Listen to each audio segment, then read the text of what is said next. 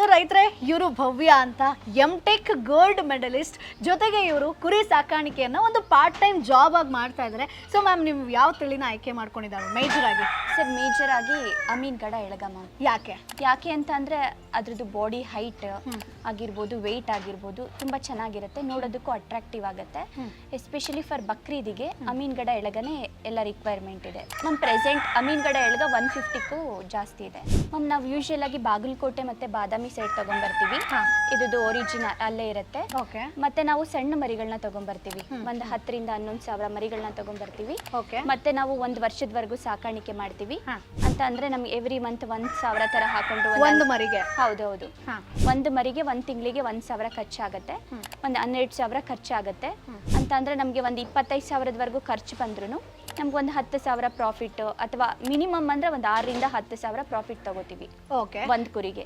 Marketing main ಹೇಗೆ ಅಂದ್ರೆ social media, YouTube ಮುಖಾಂತರನೇ ಮೇನ್ ಮಾರ್ಕೆಟಿಂಗ್ ಮ್ಯಾಮ್ ನಮ್ದು. ಬೇರೆಯವರೆಲ್ಲ ಏನ್ ಮಾಡ್ತಾರೆ ಅಂದ್ರೆ ತೂಕ ಬರ್ಲಿ ಅನ್ನೋ ಕಾನ್ಸೆಪ್ಟ್ಗೋಸ್ಕರ ಕೋಳಿ ಫೀಡ್ ಆ ತರ ಎಲ್ಲ ಯೂಸ್ ಮಾಡ್ತಾರೆ.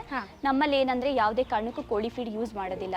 ಇನ್ ಕೇಸ್ ಬಕ್ರೀದಲ್ಲಿ ಉಳಿದ್ರು ಸಹ ನೆಕ್ಸ್ಟ್ ಬಕ್ರೀದಿಗೆ ಅದು ನಮ್ಮ ಹತ್ರ ಸಸ್ಟೈನ್ ಆಗ್ಬೇಕು. ಹಾಗಾಗಿ ನಾವು ಜೋಳ, ಕಾಳುಗಳು ಮತ್ತೆ ಹುರುಳಿ ಹೊಟ್ಟು, ತುಗುರಿ ಈ ತರ ಎಲ್ಲ ಕೊಡ್ತೀವಿ. ನನ್ನ ಮೆಮೊರಿಯಬಲ್ ಪ್ರಾಫಿಟ್ ಅಂತ ಅಂದ್ರೆ ಮ್ಯಾಮ್ 10,000 ಅನ್ಕೊಂಡ್ರು ನೀವು 150 ಮರಿಗಳಿಗೆ ಒಂದು 15 ಲಕ್ಷ ಪ್ರಾಫಿಟ್ ಮಾಡ್ಕೋಬಹುದು. Boss Vala, B the boss.